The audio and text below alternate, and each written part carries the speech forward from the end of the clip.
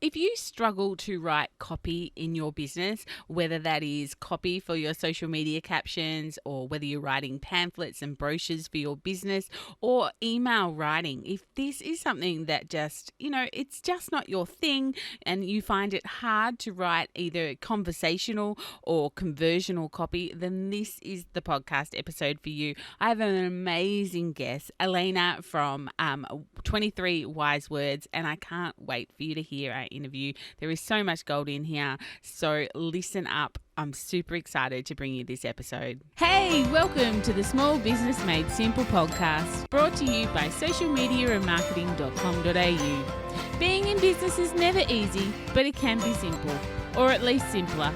Join me, your host Jen Donovan, every week where we focus on marketing, social media, and working towards simplifying your business. You with me?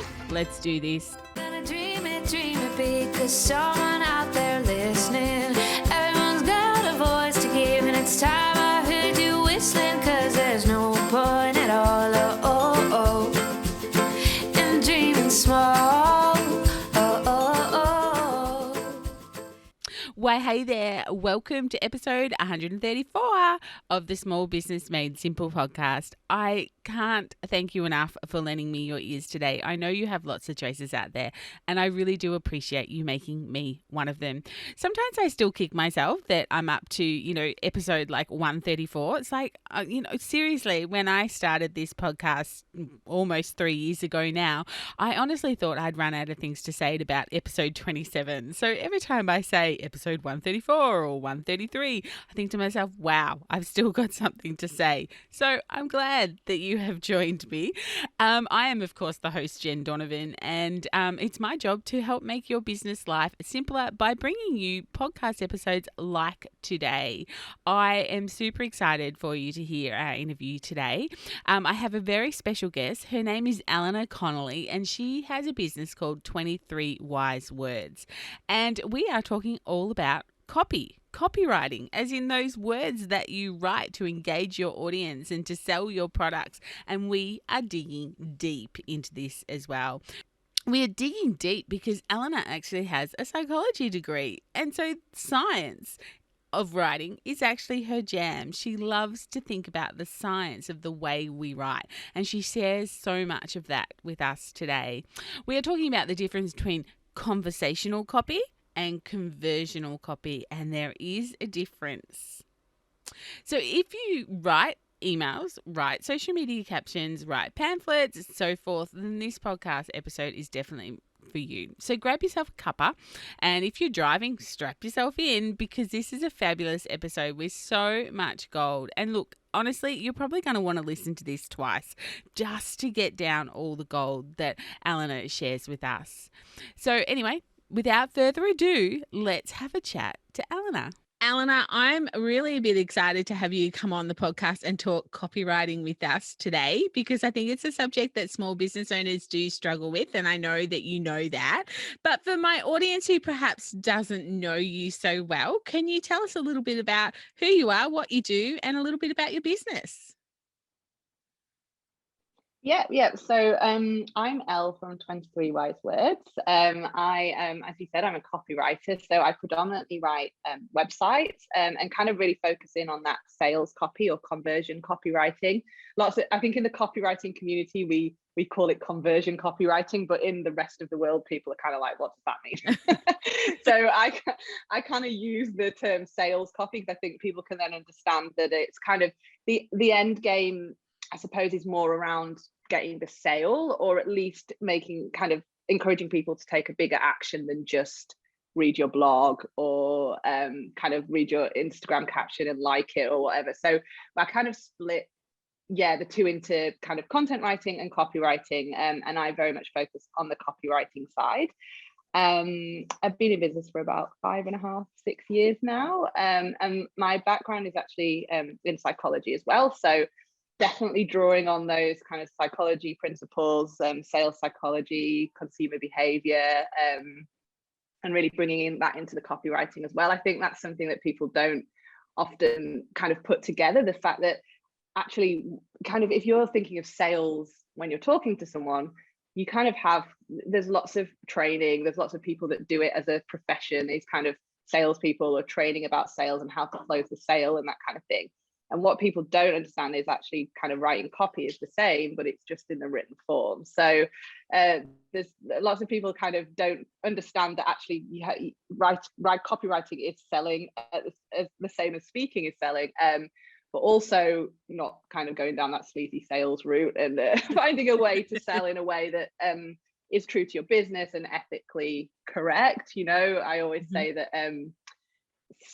copy or sales copy is only sleazy if it's like the tool, and if you're using the tool incorrectly, then of course it's going to come across the wrong way. But if you are using the tool correctly, then it's not sleazy and it's not kind of making someone do something they don't want to do.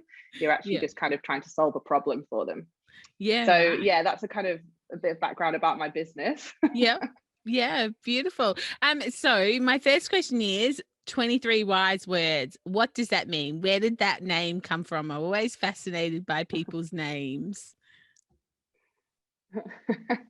I do get asked this a lot, actually. So there's two stories. There's the media version and there's the real version. So the real, okay, no, I'll start with the media version. So the media version is that the number 23 has a kind of a lot of I suppose mythical connotations, in that there's lots of, so if you kind of Google the number 23, so much comes up. There's good and bad. There's kind of the male and female create combined 23 chromosomes each to create human life. There's the number 23. Michael Jordan always wore the number 23 because he always thought he was lucky. And then there's stuff like conspiracy theorists who believe like the 9/11 dates of 9/11 add up to 23. So 11/9/2001, 2 and 1. There's all sorts. But anyway, so it's very, once I'd called my business 23 wise words, everyone's like, oh, I know why you called it 23 wise words. There's all this kind of mythical like folklore about it. And in reality, I wanted the wise words as the domain name. Obviously that wasn't available. And my son was born on the 23rd of August. So I was like, 23 works well, so 23 wise words it was. And I'm always a believer that I think people get too hung up on names. I think it's nice to have a nice story around your name, but I have known business owners who have just like agonized for months and months and months about finding the right name. And actually it's like a person's name. Once you know the name, it almost becomes a little bit wallpaper. It's just the name, and the words and the name and the phrase just kind of becomes what you're known for, but not necessarily all this like meaning behind it. So that's the kind of backstory to it. But also I just kind of always say to my clients, especially when they're going through rebrands and they're kind of like, oh, we're going to change our name, or they're just starting out and they're trying to think of a name, I always say, look, don't overthink it. You know, it's nice to have a little bit of a story. Obviously you need to make sure the URL is available, but like, don't kind of spend hours and hours and hours just like going through different names, and just kind of find one. It'll stick. It'll be fine. Yeah. Well, my audience will probably yours is very simple. Yours my is like story. You were just kind of like, let's say what is on the tip. Yeah, but it was kind of, I typed into a domain name, socialmediaandmarketing.com.au, and it said it was available. And I was like, oh, that's just ridiculous. How can that be available? That's the name. And then I went to register the business name and that was taken. So I tacked Australia on the end of it and the name was born. Like, it was very simplistic, but it was kind of like almost like the stars align. I'm like, well, how can that domain name be available? You know, I think this was like 2017. It was just like, oh, that's just silly. So yes. So yeah, but it's still, I do like a story for sure. And I had a guest on just the other day who had a very similar story to you, that their name White Deer meant so much, but at the end of the day, she just liked it. But when she Googled it afterwards, it meant so much. So yeah, no, that's awesome. So Al, let's have a bit of a talk, because you've mentioned in your little intro and our little chat before we press record about sales copy and about conversional copy. Now, I talk a lot about copywriting, but I guess a lot of the copywriting I talk about is kind of like that content writing, basically. So can you just explain a little bit what the difference would be for a small business owner when they're trying to think about sales copy or conversional copy versus, I guess, content writing? Yeah, absolutely. So this is a big one, and it's something I see all the time. So in like the Facebook groups, or in the kind of when people are looking for someone to support their business and the writing side, I see all the time kind of, I'm looking for a copywriter to do this, or I'm looking for a content writer to do this. And it's kind of what they're actually asking isn't the role of those, the role of those two writers is very different. So a content writer, kind of traditionally or within the industry, would be someone who, if you think of content marketing, so there's someone who might write your content marketing. So anything from blog posts to captions for your social media to ebooks, anything that's kind of more about building brand awareness and I suppose almost not kind of more fast and furious, stuff that you kind of might write, you're writing out to keep your content marketing alive, to keep people finding you, to keep people engaging with you, rather than with a specific focus in mind. And sales copy or copywriting traditionally would be about kind of, it's more pointed towards that sales end. So it's websites, it's landing pages, it's advertisements, it's email sequences. Some email sequences might fall into content writing, some might fall into copywriting. There are a bit of a blurred line, but yeah, it's more trying to get people towards that sale a little bit more, a bit more kind of a bit more of an action in mind, rather than brand awareness and kind of getting your kind of content and engagement up. So yeah, there's two very, and like I said, the lines blur. Yeah. A lot of copywriters will easily be able to write content. So I started in content, and it kind of, you can kind of progress to copy. What I will say to people is just to be careful if you are looking for someone who says they are a copywriter and you are looking specifically for sales copy. Quite often content writers don't transition to that skill so well. So yeah, just for kind of people out there that are looking for that support, if you are looking for someone to write ads and landing pages and something that really does lead to a sale or to an action, then really try and look specifically for people that are calling themselves sales copywriters or conversion copywriters rather than content writers, because it is a kind of different skill. Yeah. Okay. Great advice. Thank Sense. you. Thank you. So how has Yeah. your psychology degree helped you with copywriting? How, like, if we think Yeah. of, taking people from, point A to point B, which is actually buying the product, what are humans doing that can kind of put into copy to help move them along that funnel as such, from your point of view, I Yeah. guess, from that, your extra training? Yeah, so there is so much involved, like kind of underlying. I always say when I'm writing copy that every word is strategic. So although although you're kind of, you obviously need to make it sound nice, and you need to kind of adhere to certain grammatical structures and things like that, and using kind of nice rhythmic flows to your sentences, that's the kind of art side. So there is an art side to copy, which is using metaphors, using storytelling, using alliteration, using flow, short sentences, long sentences, cadences, like kind of making your writing interesting. And then there's the science. And I think the science is what gets forgotten a lot. So I think SEO falls under the science as well. There's kind of a lot you can do with kind of SEO writing, although in my opinion, that kind of SEO copywriting, I don't think the Google algorithms are so sophisticated now, they're not necessarily looking for those keywords anymore. They're looking for robust copy and topics around it rather than keywords. So although SEO falls under that kind of science, I'd say, but the massive part of the science is the sales psychology side. So good copywriting is like 9 parts psychology, 1 part wordsmithing. That's what I always say as well. So just knowing kind of what sparks someone to make a decision or not make a decision is crucial. it's the kind of age old marketing kind of spiel. You have to know your target audience, and of course you do, and everybody's told that. But with copywriting, you kind of, what you're wanting to try and do is reflect what's in the person's head on the page.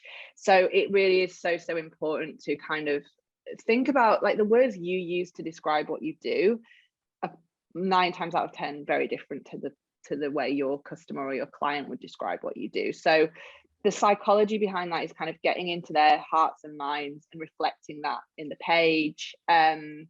Always making sure you're using the words you and your rather than I and we. So speaking directly to the reader, making them feel part of the conversation with you rather than just kind of talking at them.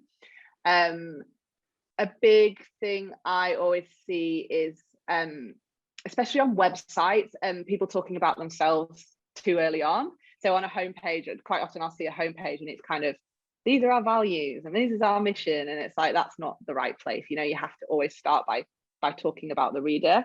Another little tip is that psychologically, we like to avoid pain more than we like to gain a benefit.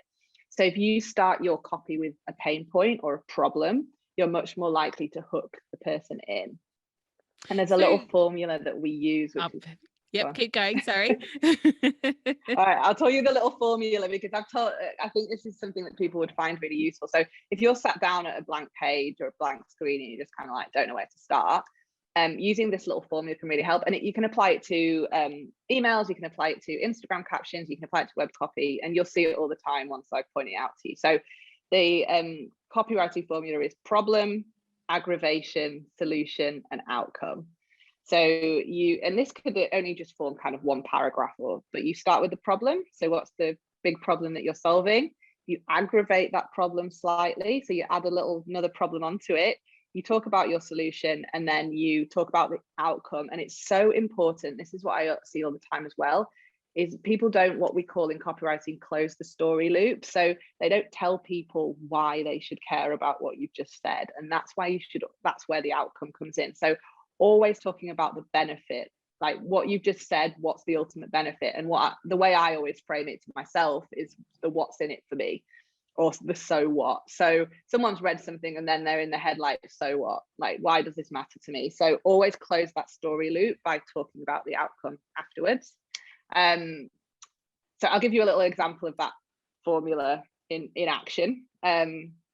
So if you, for example, writing for Weight Watchers or some kind of like weight loss company, you might say your problem might be, are you struggling to fit into your favorite jeans? So that's the kind of problem statement that you might start with. And you get the head nod test problem by saying, yes, exactly, the head nod. Yep. And then you might aggravate that problem by being like, and summer's just around the corner, and people are like, kind of like, oh, or your holiday's just around the corner, and people are like, oh no, yeah, that's true, aggravate it. Then you talk about the solution. Have you heard of our 30-day weight loss challenge? Outcome, feel great and confident on the beach this summer. So you can see how it's just a kind of paragraph. And obviously I've kind of exaggerated that for dramatic effect. You might not go like kind of really delve that far, but like you can see how it's just a statement and a kind of paragraph. It doesn't have to go on forever, but it's just a way of hooking people in and then saying how you can solve the problem in a kind of nice, succinct formularic way. So yeah, that's kind of what I mean by the science side of copywriting. And the really good news is for business owners that you can learn science, because a lot of people kind of are like, I can't write, I hate writing, I'll never be able, and I always say to people, look, the bad news is that you are always going to have to write for your business. If you own a business, as much as you grow your business, unfortunately, if you feel that way, the writing side will grow as well. It's kind of the more you grow, the more you're going to have to write, or at least you might have to outsource, and then you need to know what good writing looks like when it comes back to you. So that's the bad news. But the good news is there's so much science involved in copywriting that you can learn the basics, and you can learn the basics in such a way that you can really elevate your writing to kind of the way you feel more confident about what you're doing. You don't sit down at a blank screen anymore. You kind of know where to start with things. And it can really put your business at a kind of competitive advantage because you've got this skill that's so transferable. Like it can really kind of, I think, because I'm biased about it, but make the difference between kind of really elevating your business, or kind of just struggling with it forever. But you can learn the science, is what I'm saying. And there's a lot of science to learn. Yeah, right. That's awesome. Yeah. And thank you so much for the example, because my question was going to be, I guess, around pain points. What is a pain point? But you explained that very Yeah. beautifully in that example. Thank you. Because, I guess we talk about pain points and we talk about, these words, but sometimes not everyone in the audience is kind of like, well, what do you mean by pain point? But no, you explained that so very Yeah. well. Thank you. On your website, you actually have the line, which I really love, killer copy to create conversations. So could we Yeah. extend on that just a little bit? Because we've talked about sales, but you're talking to me, that's kind of like, asking for the sale, but creating the conversations is a little bit different in Yeah. my head. Correct me if I'm wrong. I'm not a copywriter, but creating conversations Yeah. looks a little bit different to asking for the sale. Yeah, it does. And look, there's different. So this is where the lines do blur a little bit in terms of like sales copy or conversion copy. It depends. When we're talking sales copy, we are kind of predominantly talking about the sale as the end kind of outcome. Whereas with conversion could be a follow on Instagram. The conversion could be a download of an ebook, so there's different ways of converting people. And I always say that what you're trying to get people to do is move through the journey with you. So we move through the stages of awareness, which is a kind of another marketing term that we use quite a lot. So people might come to you being completely unaware that they even have a problem that you can solve. Like they may even not know that, say, for example, in my business, a business owner might be kind of ticking along nicely and getting quite a lot of traffic to their website. Maybe it's not converting, but they don't necessarily know that's the problem at the moment. So I might put out content which kind of talks about converting and what the kind of, I suppose, benefits of increasing your conversions can be, and how it helps you kind of make sales while you sleep and that kind of thing. So therefore, when I'm writing that copy, my conversion is just to get them along the stage of awareness so that they then know they have a problem. And then they know about that I can solve that problem, and then they make the decision to buy. So, and that would never happen in one piece of content. So you kind of moving people through those different stages, and the conversions, I suppose the commitments, let's say, go from kind of low to higher. So the first commitment might just be a follow on Instagram. The second commitment or conversion might be downloading a checklist or downloading a kind of 5-day email challenge, or whatever your kind of lead magnet might be.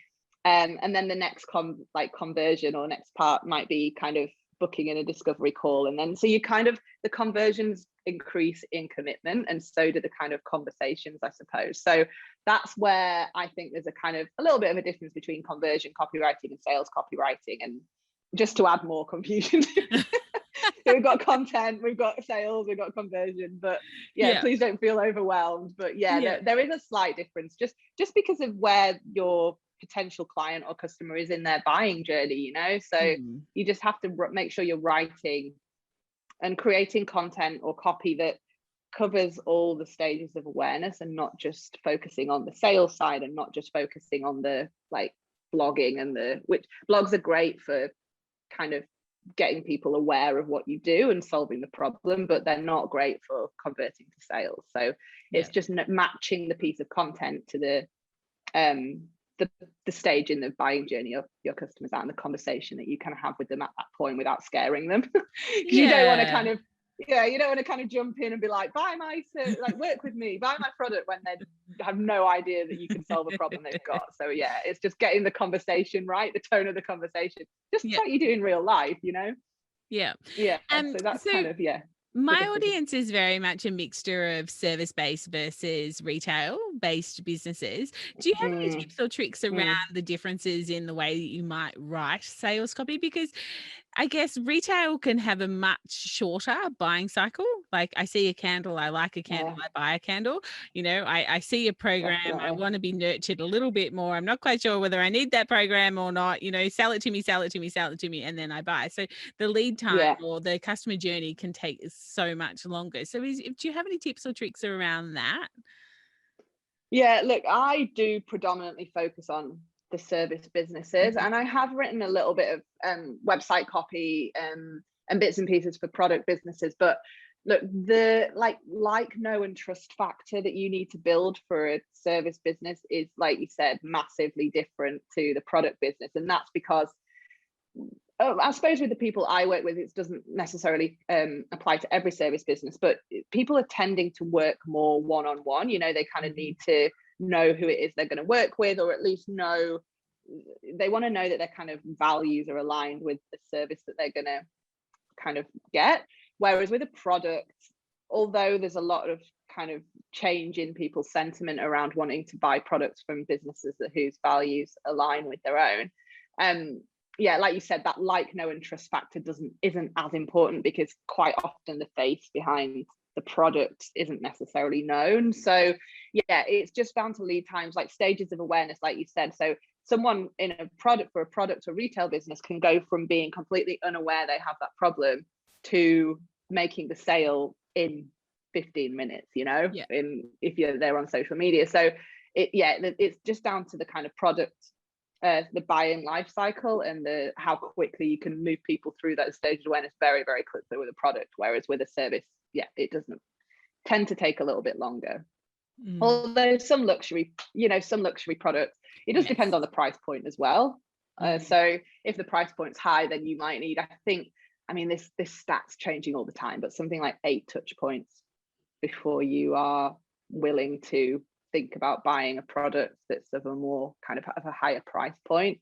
That statistic might have changed, so don't quote me on that, but it's a lot of, there's a lot of points, and it's just down to price point and down to kind of the product you're selling or the service you're selling. So lots of differences, and it's a good question, because it's definitely something that business owners need to be aware of if they are selling. And a lot of service businesses have actually started productizing their services now and selling these digital products. So it's kind of become a mixture of both. And that's kind of what I've done with my course, I suppose, in that I now have this digital product to sell. And that kind of requires a different thought around sales copy and kind of how that will work, because it is slightly different. So it's definitely something to consider. Beautiful. Thank you. So you've given so many great tips and tricks here, Al, today already. Is there anything we haven't touched on? Have you got any other tips or tricks for around either the sales copy or the conversion copy that you could share with us? Yeah, definitely. Look, what I would always say is, and it's something I touched on earlier, you have to write with the words that your customer or client is using. So, and I hear this all the time. You kind of like, oh, I know what words they use. I know what words they use because I speak to them, or I've seen them in emails. And like, you don't always know. So what I always say is do a little bit of voice of customer research before you go to write anything. And the good thing about voice of customer research is, if you don't know what to write, you're struggling for your socials, you're struggling for your blog posts, doing a little bit of this can give you so much good topic information and topic inspiration. So the way to do voice of customer research, like the easiest way, is to use Facebook, because for whatever reason, people love like talking about their problems on Facebook. And there is a group for everything. So I promise you, whatever niche you are in, there will be a Facebook group for it. And the way to do it would be to go in the group, or you don't even need to go in the group. You can actually just search on the main Facebook search bar, type in the problem that your audience might have, or the problem that you solve. Click on posts so that you're always just seeing the posts, otherwise you'll get just mountains of information. And what you'll see there is people who have written Facebook posts in groups about the problem they have. And you can then look at those posts. How have they worded it? How have they talked about their challenge? What comments have people said? How have other people talked about that problem? And literally just copy and paste into a document called Voice of Customer, and you will just get so much inspiration and so many good ideas for how to actually reflect your customer or client's voice in your copy. So that would be something that I always say to people: just don't sit down and think you can start writing, because that's when it's daunting and overwhelming, and that's when you'll spend 4 hours with nothing on the page. So which is everyone's worst fear. People are like, it takes me all day to write a blog post, and I'm like, even if you just spend 10 minutes doing a little bit of voice of customer research. Facebook is great. Podcast reviews are great as well. So if there's a podcast that talks about the problem you solve or the industry you're in, go on and read the reviews, and you'll get loads of great voice of customer research there. So just doing a little bit of research up front will just add so much value to your copy. It makes it strategic, and it helps you out because you don't have to start thinking of things from scratch. So that would be something that I always want to kind of say to business owners, just to help them out, because I think writing can be hard, especially because at school we're taught to write a certain way. Yes. Kind of like, it has to be academic, it has to be grammatically correct, you have to kind of make sure everything's almost without personality, and then suddenly you become a business owner and it's like, oh no, you have to write like a human. And you have to connect and emotionally connect with your audience, and that's when people are kind of like, whoa, hang on, I don't know how to write like that. I kind of was taught a different way. So you can teach yourself the marketing way to write, and I'm really passionate about kind of building people's copy confidence so they don't feel like they can't write. And I hate it when people say I can't write or I hate writing, because I'm like, you can learn tips and tricks to make it easier, so it's not that thing you hate. Yeah, that's an amazing tip. I love that. And you know what? I'm going to do that myself. I've never done that before. Gone and I've had a look in Facebook groups, So but I've good. never used this main search function. I've used the search function within a group that I know my target audience is in. But that's a great tip. Thank you. I will be off on that when I get time today, for sure. Just be warned of the rabbit warren, because you start and you like, honestly, you'll be like hours later clicking, you'll have clicked through. The other good thing actually is that you, on those Facebook groups, so people will comment back and say, oh, you should check out this person, and you can do some really good competitor research that way as well, where like if someone's kind of suggested someone to help solve that person's problem, go on their website and read their testimonials. Like when you're doing competitor research, you're not looking at how your competitors written their copy or their website or whatever. What you're doing is you want to read the testimonials that are on their website, because they're your target audience as well. So they're talking in the testimonials about how their problem was solved, what the problem was in the first place. So that's voice of customer research as well. And it's not about copying it, it's just another form of voice of customer research. So I always recommend going on the competitor sites and doing that as well. Yeah, great. That's awesome. Thank you. Another killer tip. Great. Right. Oh, beautiful. Al, you've been amazing. This has been such a great conversation. I'm sure my audience is going to love it. I have loved it. Any 23 wise words that you would like to leave us with before we finish up? Oh, wow. Or just a wise I will word. leave you with a little wise word. Maybe not one, but there's a little quote that I like to remember, which is, copy isn't written, it's assembled. And the reason I like that is because it goes back to that idea of science, and that if you think strategically about what you write and you go back to the science and use those kind of formulas like the one I've told you, and like just kind of starting with the problem, that's another kind of little scientific psychology tip, then it'll always convert, not always convert, but it'll elevate your writing. So don't think of copy as writing, think of it as something you assemble, something you strategically think about, and something that really you thinking behind every word, what's the science behind writing this word. So, and I think that makes it easier. You might think that kind of complicated, but for me it's almost like you've got that how-to manual behind you, and so it's not so scary then, because you're kind of like, okay, well I can learn how to do it, and this is like an actual how-to manual behind you. So yeah, that would be my parting wise words. Beautiful. Thank you so much. If any of my listeners want to get in contact, what's the best place to send them to to find out a little bit more about what you do, or to ask you some questions? Yeah, probably Instagram, so at 23 wise words. I'm on Instagram a lot, sharing all my tips and tricks of the trade. So yeah, that's probably the best place. My website's 23 wise words as well, so you can find me there. But yeah, Instagram's probably the first place I'd go. Beautiful. And I'm happy to answer any questions. So yeah, send you a DM or something. I will have those links in the show notes for sure. Elena, thank you so much for coming on today and speaking wisely to us. That's been a great conversation. And look forward to staying connected. Thanks, Jen. Thank you. Bye-bye.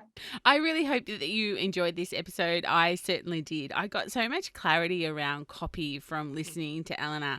And it definitely reinforced some things that I've been a little bit slack in. It's one of those things, you know you should be doing X, but you get a little bit slack doing X. So it was a bit of a nudge for me to get back to just having a little bit more clarity around my writing, and especially my conversational writing as opposed to conversational writing. So I hope that you also got something from it.